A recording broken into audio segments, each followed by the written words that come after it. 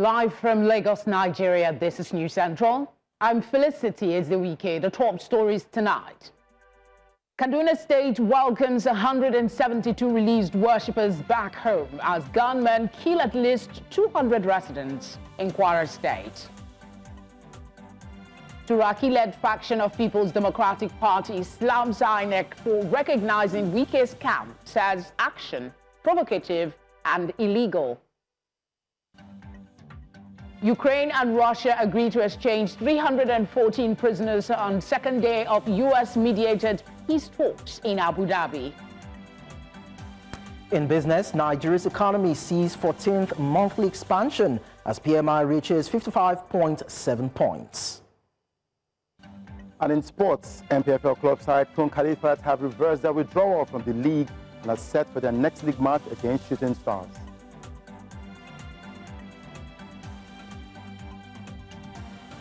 Details in a moment.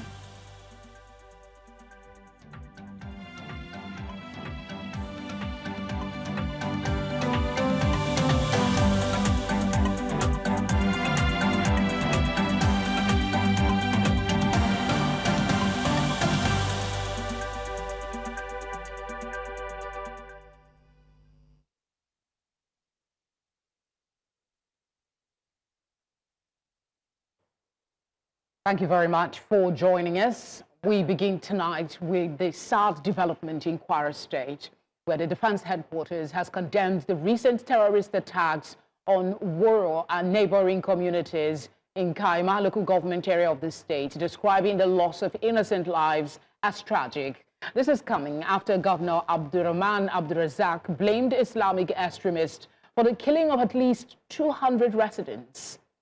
The governor was speaking during his visit to President Tinubu at the Aso Rock, where he noted that the victims were targeted for refusing to submit to an altered religious doctrine.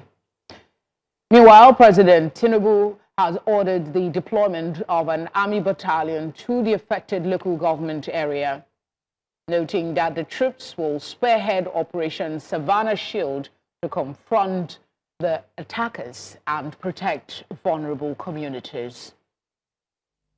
And also to thank him for the prompt action taken by the president by establishing Operation Savannah Shield. That will go a long way in deterring and bringing calm to the region in Kwara State. As I speak to you, the first commander for Operation Savannah Shield has reported in Kwara State, Ilorin, today. And is hitting the ground running, and we rely on the military to do what they do best. The president has directed the armed forces to move in and to clean out the place and make sure peace and calm is restored. Still on security matters in Kaduna State, there was a reception held for Christian worshippers that were kidnapped from 3 churches in Kuminwali community, Kajuru local government area. News Central confirms the final group of 84 victims were released on Thursday morning, days after more than 80 earlier regained freedom. The worshippers were abducted on January 18 when armed assailants attacked churches during Sunday services, triggering nationwide concern. The incident drew controversy after police initially denied the abduction before later confirming it. Community leaders say negotiations followed contact from the attackers.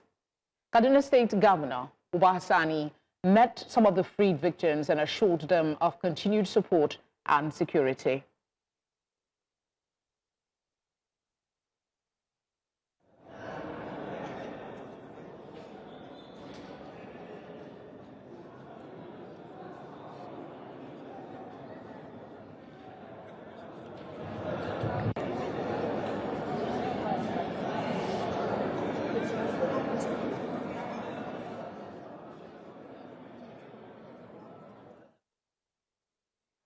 All right, we're going to Kaduna, where our correspondent, Emmanuel Bagudu, who has followed this story from the very beginning, will be joining us to give us an update. Also with us is Stephen Kaffers, founder of Community Development and Rights Advocacy Foundation.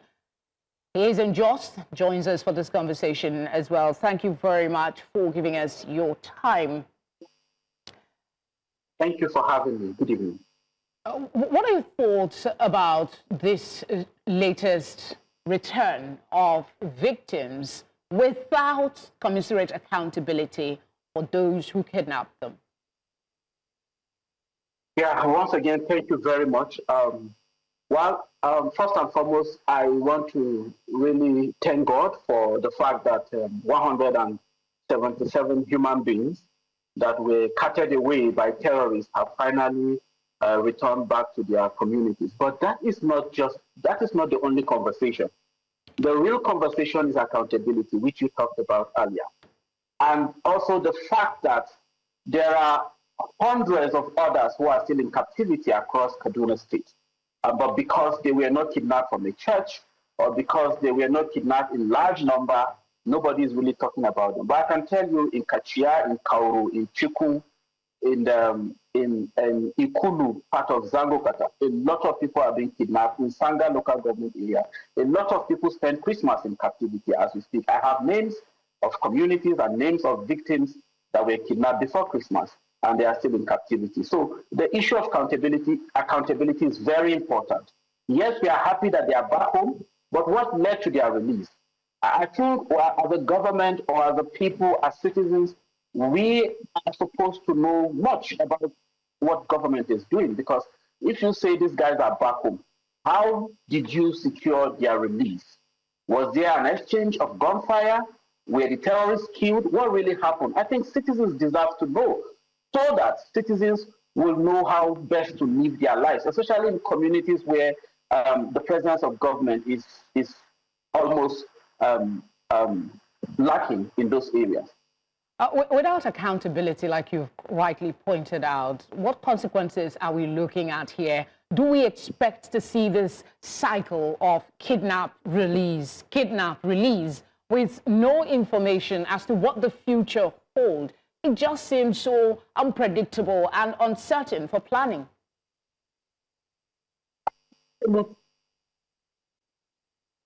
Absolutely. You know, when you look at the whole saga from the beginning when they were kidnapped on January 18th, the fact that the police in the state and some government officials denied that the kidnapping took place is already a pointer to the fact that government was hell-bent on politicizing the issue from the very beginning. I remember I was the first person to make public the list of the abducted persons, the 177 persons. My post on Facebook went viral. It got to a point that they had to backtrack and admit that the people were actually abducted from their churches. But now, the issue of accountability. Now, let me explain. This cycle is going to continue because it's possible government had paid ransom to these terrorists. Of course, we've had state governors pay ransom, even federal government paid ransom to terrorists in the past. The big question is, what do these terrorists use this ransom to do?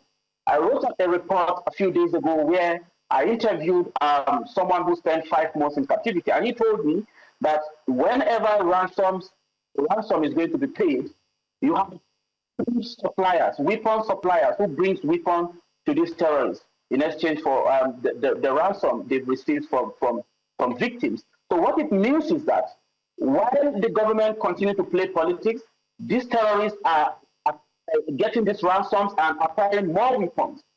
I think that is why you see the widespread of insecurity in the country today. Places like Kwara. 5 years ago, Kwara was not in the news for insecurity, but now Kwara is a hotspot. So what it means is that these ransoms, according to the testimony of that person I interviewed, he said, these ransoms are being used to acquire weapons. So I think the government must do more than just trying to get people released for the optics. We need to know, because beyond the optics, though, the Kaduna State governor has announced new security measures. He said they are going to announce new security measures and development to protect residents of Komunwali, which is a predominantly farming community. Does this give you a sense of assurance that something is being done to protect citizens from this incessant attack? Is it enough? Or, like you hinted, just optics? Kumewali is just one community. There are hundreds of communities that government presence is lacking in Kaduna State. In fact, Kajuru local government is a special case. There are communities you go to, there's no presence of government. No roads, no telecommunication network, no electricity, no healthcare. You manage to see a school, something that looks like a piggery that they call a school. Now, these places are also vulnerable. So Kumewali, yes, maybe they're going to deploy security to Kumewali, but what's happening to other communities across the state? So that is the issue. So if you don't solve the root cause of this problem, many other Kumewali is going to happen in no distant time. All right, let's talk about these people that were brought to see the governor. We saw from reports that some of them, the people that were abducted, were women and children. And we also saw those who were showing signs of emotional release from being captured for so long. First part of the question is, why this seeming targeting of women and children? And then second, do you think we have enough psychosocial support in terms of trauma management after these experiences? Because it seems like a huge chunk of our population have been held in captivity for a while. Thank you so much. Well, that is one area we've been trying to look at. That's the Community Development and Right Advocacy Foundation. Most times when people get kidnapped, they spend 2 weeks, 3 weeks, 1 month, 6 months, even a year in captivity. They return, there's no psychosocial care for them. Most of them are traumatized. And I wrote something some weeks ago on X. I said, we have potential people with that if nothing is done, in the nearest future, we're going to have a lot of citizens that have mental health challenges. Why? Because they've been subjected to violence. Some of them have witnessed the killing of their loved ones, and there's not any form of psychosocial care for them. I think it's a very dangerous trend. And, in Kaduna, in fact, in different parts of northern Nigeria, there are hundreds or even thousands of people who are just a shadow of themselves. They are no longer the people they used to be, and without deliberate effort to rehabilitate these people. And the irony is that while our government is more interested in rehabilitating repentant terrorists than rehabilitating its citizens. Quite unfortunate. Pertinent point there, Stephen. But as the founder of a Community Development and Rights Advocacy Foundation, I think I got that right. Yeah. Community Development and Rights Advocacy Foundation. What is your organization doing in terms of pushing for better accountability for these attacks that we see, and perhaps with helping the citizens that have experienced this to recalibrate and be reintegrated into society? First and foremost, what we've been doing in the last few months is to make sure that these stories make it to the public, is to make sure that any of such incident is properly documented. And a few days ago, we had a training where we trained grassroots activists on how they can document these issues. Because as far as I'm concerned, the government is more interested in its public image than in accountability. That is why you could have a commissioner of police saying nobody was kidnapped, whereas 177 people already in the bush with terrorists. So what as an organization we are trying to do, we are trying to make sure there's proper documentation so that it will not be said that these things didn't happen.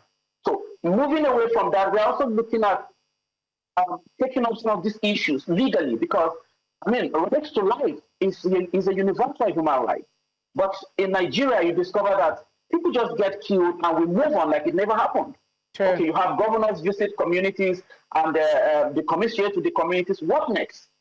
You know, so okay, yeah, because we get so much talk, but little sometimes follow up. I'm glad that your organization is making an effort in this regard. Thank you for the work you do and for obliging us tonight. Thank you. Thank you for having me. Bye-bye.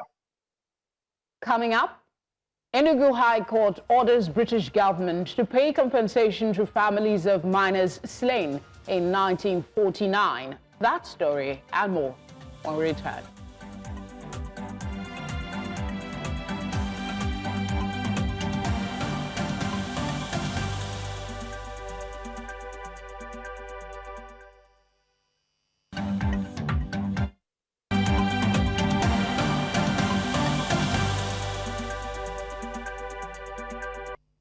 You're watching tonight on News Central. A reminder of our top stories.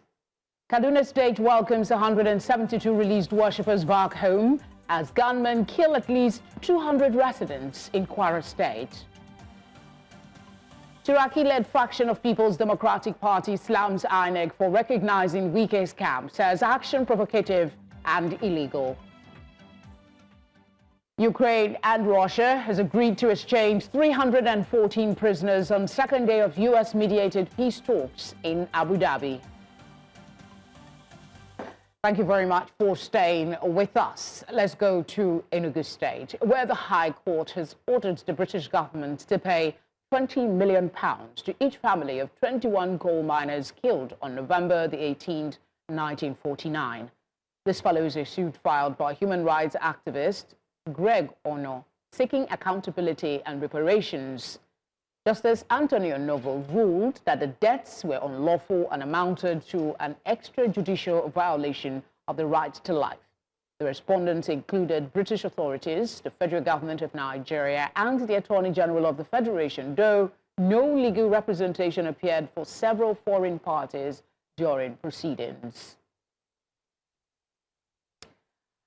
Ahead general elections, the Independent National Electoral Commission says that it has officially registered 2 new parties, raising the total number of registered political parties to 21 as the country prepares for the 2027 general election.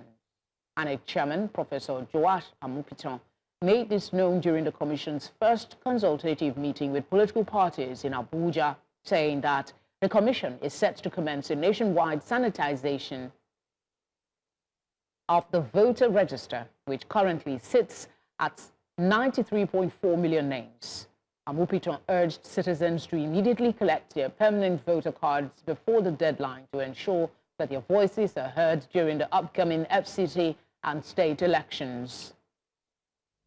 14 associations that satisfied the initial pre-qualifications were invited to proceed to the next stage. Of these, 8 successfully uploaded their documents on the Commission's dedicated portal. The parties are stated here, but out of these 8, only 2 qualify for final assessment and verification of due compliance with the Constitution and the Electoral Acts. After due consideration, only the Democratic Leadership Alliance was found to have complied fully.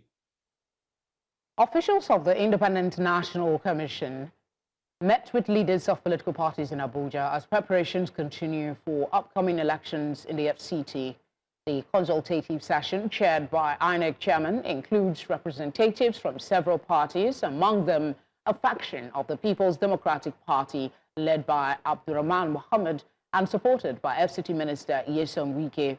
However, the Kabiru Turaki-led national leadership of the party is absent, reflecting the party's ongoing division. Meanwhile, the Turaki-led faction of the People's Democratic Party National Working Committee has criticized INEC for recognizing the Nyesom Wike-backed caretaker committee. While it described the move as unconstitutional and provocative, the Turaki-led NWC, in a statement by its National Publicity Secretary, Ini Ememobong, warned that it would pursue all available legal options to challenge the Commission's action. Last Friday, a federal high court sitting in Ibadan nullified the PDP National Convention held on November the 15th, 2025, and directed Tanimu Turaki and several others to cease parading themselves as national officers of the party.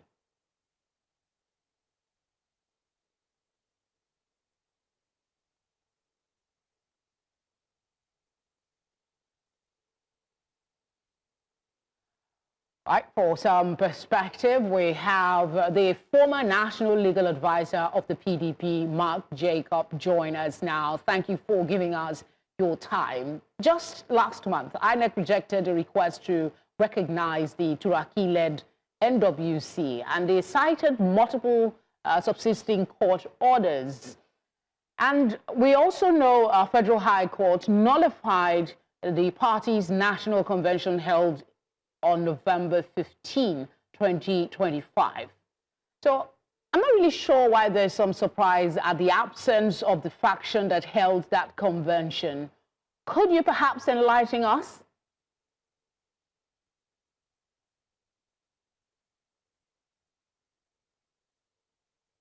I think your device is muted, sir. If you could check that quickly. Okay, sorry. Okay. Go ahead. We can hear you now. I just did. Now, let me say that the INEC is confronted with several orders. And I'm not surprised that the INEC chairman is torn in between, doing what is right and doing what the courts say. Everybody in this country or in this environment knows that there is just a handful of people that are standing up in Abuja to say they are leaders of the PDP. Meanwhile, they have no branch anywhere. Out of the 36 chairmen of the PDP, 32 are with Turaki. Out of all the BOT members, over 90% are with Turaki. NEC members of the party are all with Turaki. So I don't really see how anybody standing up in Abuja with no branch anywhere will be recognized by INEC. But I also know that there was a High Court order that said they should not recognize the convention of Ibadan. There is also a High Court order from Ibadan, Federal High Court order that is saying something about that. So it is possible that the INEC chairman, being a lawyer of high repute for that matter, would just like to play safe. Since there is a court order from the Federal High Court in Ibadan that said he should recognize this, he's obeying it. And I personally don't feel aggrieved. So the truth and the real thing. So now we have this statement from Nyesom Wike, I think the National Publicity Secretary of the Turaki-led faction. And the statement argues that INEC should have taken notice of pendency of the matters in the Court of Appeal, including what it described the judgment which they are relying upon to allow the Wike-led party. How are we sure that the court will decide in their favor? Also, is INEC so irresponsible as to blatantly disregard a clear court ruling in this matter?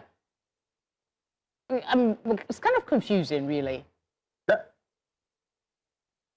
Yeah, that's why I'm saying that the INEC national chairman is a lawyer. And I will not be surprised. Yes, no, I'm actually referencing the statement that was issued. I'm actually referencing the statement that was issued saying that when the matter that they are relying on, when it is conclusively dealt with, it will effectively, it will effectively affect the subject under consideration, which is who is the lawful NWC of the PDP. So I'm like, where are they getting this impression from? Can they decide the decision of the court prior to the decision being made?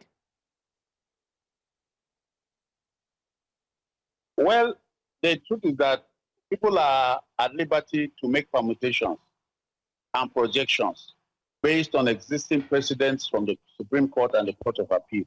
There is no difficulty in assessing what a court will say if we look at the precedents.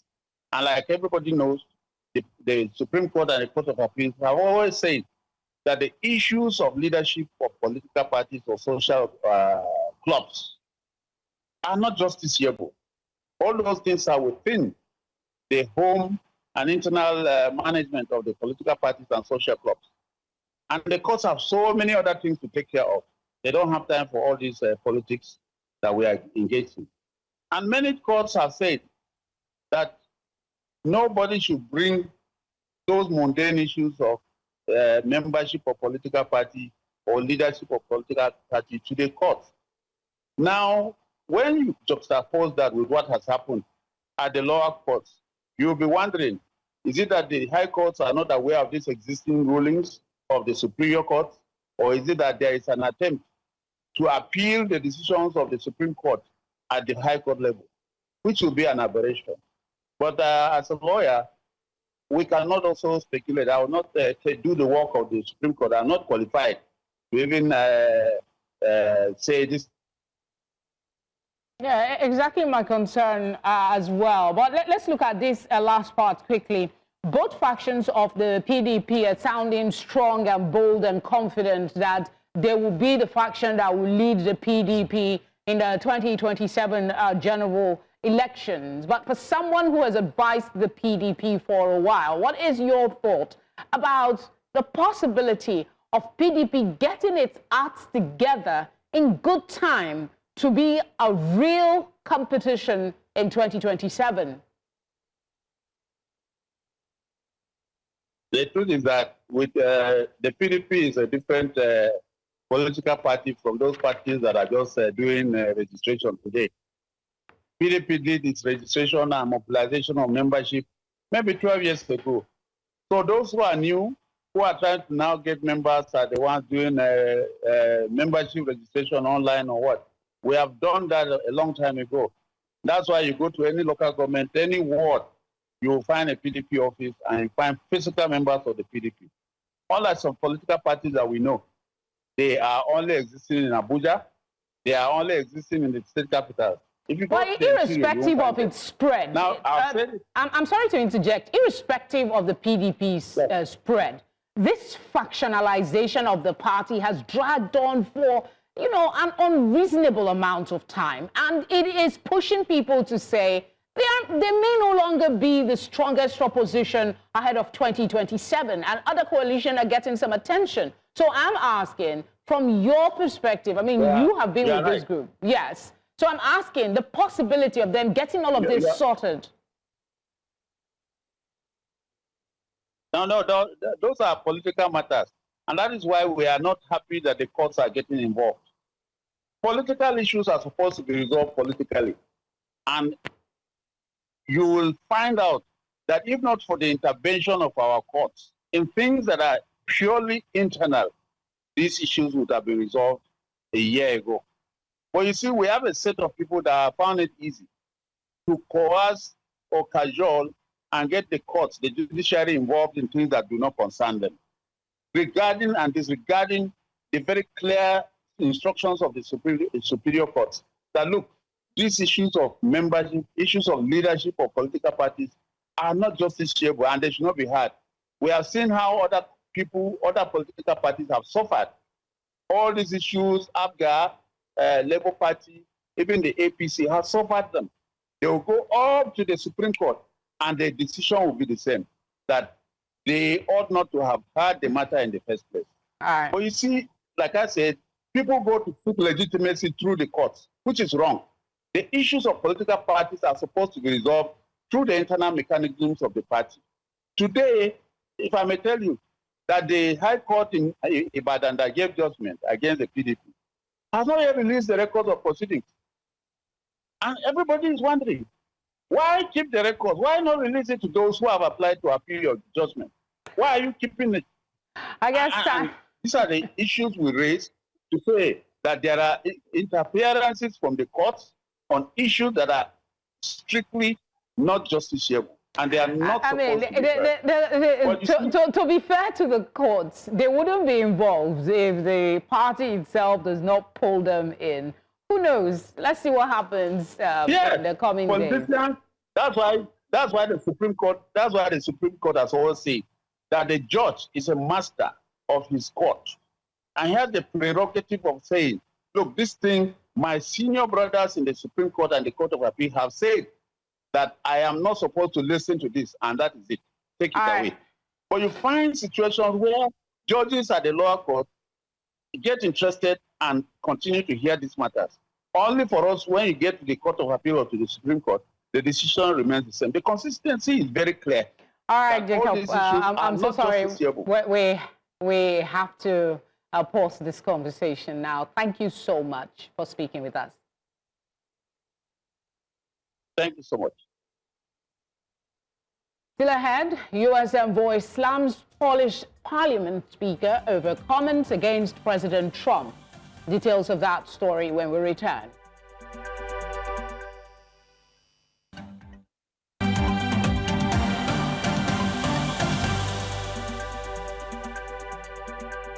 Glad you're still with us.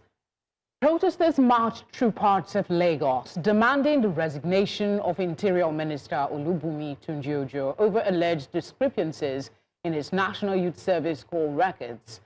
The youths and civil society groups are also urging the federal government to investigate the allegations. News Centre's Israel Eferobo reports.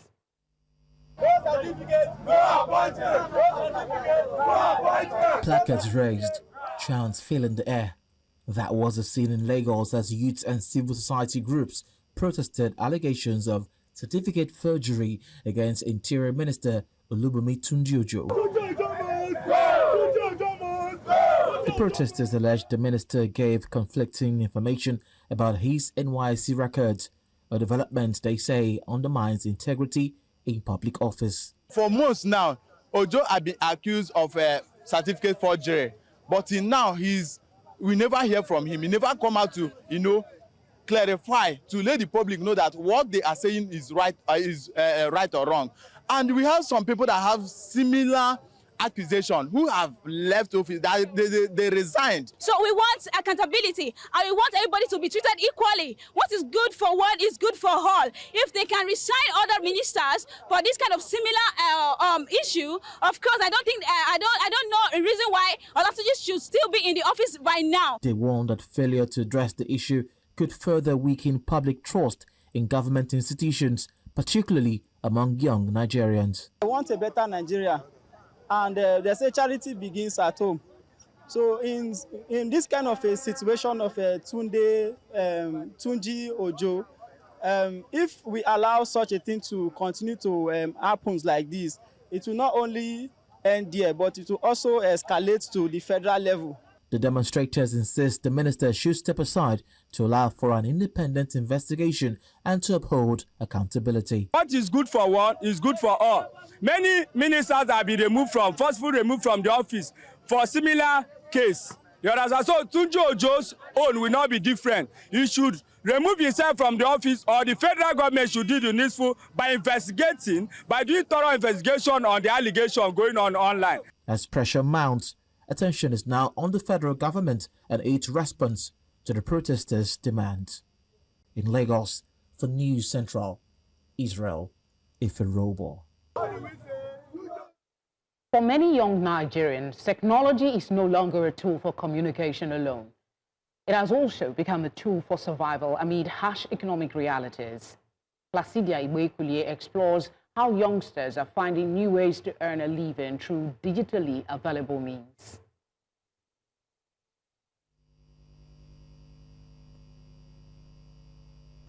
In Nigeria today, the struggles of finding a stable job for many young people waiting endlessly is no longer an option, so they are turning to technology, using their phones, laptops, and internet connectivity to earn a living.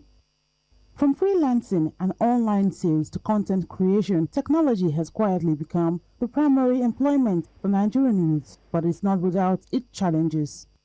We need innovative hubs beyond these major cities, beyond Lagos, beyond Abuja, and then there needs to be enough teachers, mentorship.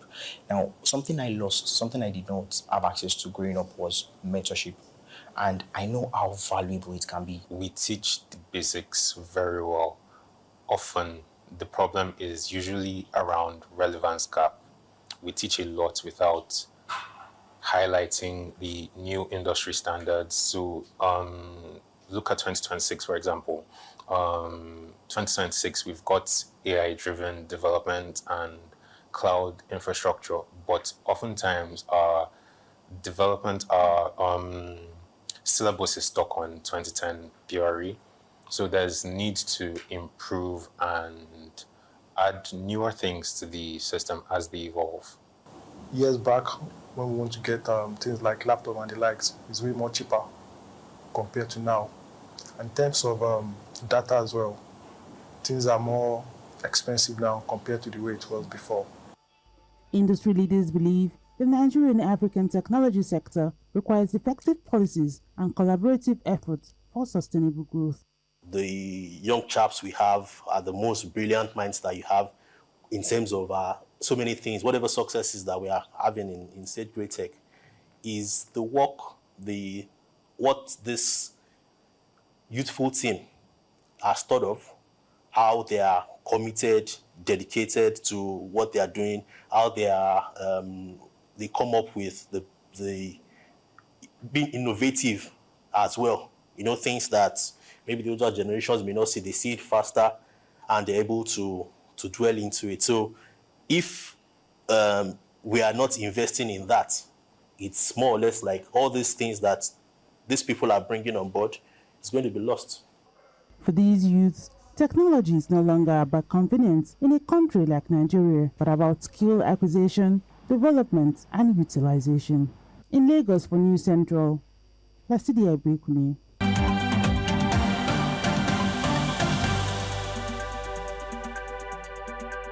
And away from Nigeria, Ukraine and Russia have ended a second day of United States-brokered negotiations in the United Arab Emirates. The negotiations ended without a breakthrough towards ending the war, but confirmed a reciprocal prisoner exchange. Officials in Kyiv, Washington, and Moscow say each side transferred 157 prisoners of war, completing the exchange on Thursday under the agreed mediation framework. The talks were led by a U.S. delegation headed by Special Envoy Steve Witkoff, with support from Jared Kushner, as diplomatic contacts continued alongside ongoing hostilities. And one of our headline stories, the United States Embassy in Poland says it is breaking off contact with the country's parliamentary speaker over what it calls outrageous insults directed at President Donald Trump. U.S. Ambassador to Poland, Tom Rose, said on Thursday that the decision to end all dealings with the speaker would take effect immediately. This week, the speaker said Trump does not deserve the Nobel Peace Prize he has long sought and slammed the U.S. president's policy of force in international affairs. He pointed to Trump's tariffs on European countries, threats to seize Greenland, and claims that NATO allies had stayed off the front lines during the war in Afghanistan. Rose responded that the comments were outrageous and unprovoked and undermined otherwise strong U.S.-Polish ties. We're on a short break, and on the flip side, we have business, sports, and entertainment news. Do stay with us.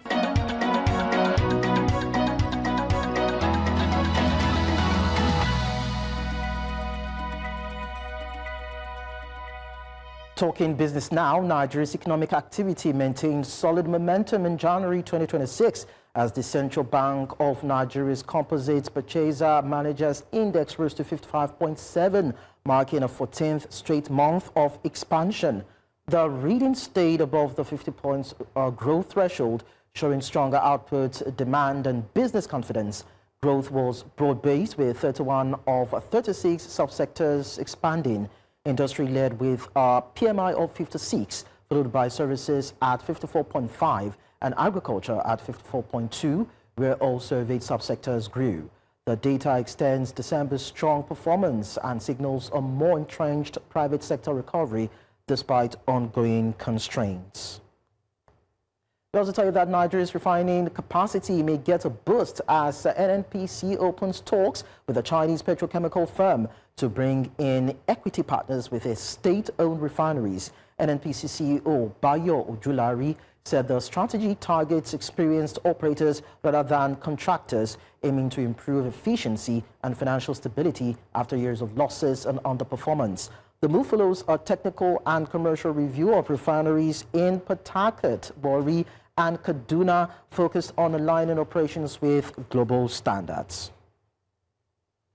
And about the equities market, it posted a strong session as the all-share index surged 1.18% to close at 170,005 points, pushing market capitalization to 109.12 trillion naira, supported by a broad-based buying and renewed risk appetite. Now, looking at sectoral performance, we start with the banking sector that advanced 0.64%, supported by steady demand in heavyweight names. Insurance eased 0.31%. That's in the reds, reflecting mild profit-taking in select counters. Interestingly, oil and gas edged up. It actually rallied with a sharp rise of 4.68%, driven by aggressive buying in stocks such as Seplat and Owando. We also see consumer goods edge up 0.11% on selective interest, while industrial goods rose 0.79%, with cement majors attracting renewed demand. That's it on business. I am Lekon Onabanjo.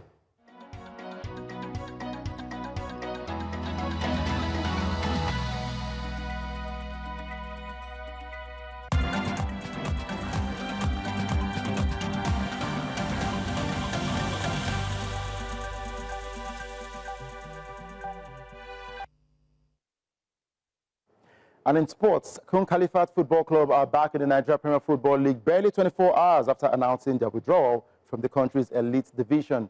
The club on Thursday confirmed they have reversed their decision to withdraw from the NPFL and will resume participation with immediate effect following fresh discussions with league authorities. The Owerri-based club had announced their withdrawal late on Wednesday, citing what they described as excessive and non-transparent sanctions imposed by the NPFL. Less than 24 hours later, the club confirmed its return after what it called positive discussions with the league management board. Now, Chippa United have confirmed the release of Nigerian international goalkeeper Stanley Nwabali following his formal request to leave the club. In a statement on Thursday, the Betwich Premiership side said the decision was taken after internal deliberations, ending the goalkeeper's 3-year spell with the Chile boys. The club praised Nwabali's professionalism and commitment, thanking him for his contributions on and off the pitch. Nwabali joined Chippa United in 2022 from Kaduna United and quickly became the club's first-choice goalkeeper, playing a key role in stabilizing the defense. His consistent performance also earned him regular call-ups to the Super Eagles of Nigeria, where he performed at the just-concluded Africa Cup of Nations in Morocco, where they finished third. Moving on to the Premier League now, Samuel Chukwueze is in the running for Fulham's Goal of the Month award for January. Now, Chukwueze's superb strike in the Whites' hard-earned 2-1 win over Brighton was nominated alongside 11 others. The 26-year-old received the pass from Joachim Andersen 18 minutes from time before firing home for Fulham's equalizer. The goal was the winger's 5th of the season for the Whites. Chukwueze has also registered 2 assists for Marco Silva's side. The winner will be decided through fans' votes. And that's a wrap on Sport Updates. I am Udoka Njoko.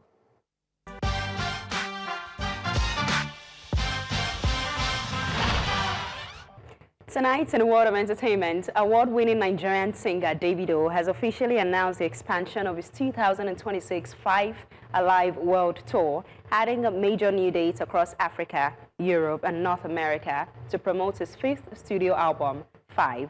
According to Davido's announcement on social media, the extended tour kicks off with a big East African stop in Dar es Salaam, Tanzania, on February 7, 2026, building on the massive global excitement around his latest album. In a major milestone for Afrobeats worldwide, Davido is also set to be performing at Coachella 2026 with headline slots on April 11 and April 18 in California, where he will share the stage with global stars such as Justin Bieber and Sabrina Carpenter.